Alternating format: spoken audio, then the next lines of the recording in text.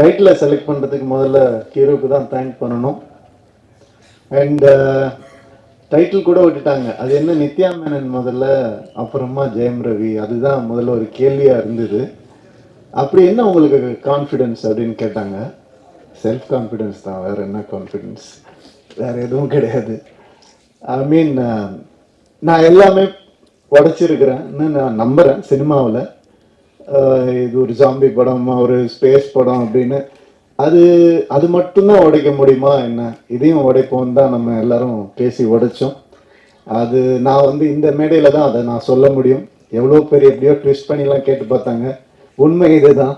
And இந்த ஒரு விஷயம் மாறி இருக்கு அப்படின்னு நினைக்கும் போது எனக்கு பர்சனலாக ஆஸ் அ ஹியூமனாக, ஆக்டர்லாம் விட்டுருங்க, ஆஸ் அ ஹியூமனாக எனக்கு ரொம்ப சந்தோஷமாக இருக்குது. இது வந்து நான் ஷாருக் கான் சார் கிட்டேருந்து தான் காப்பி அடித்தேன்.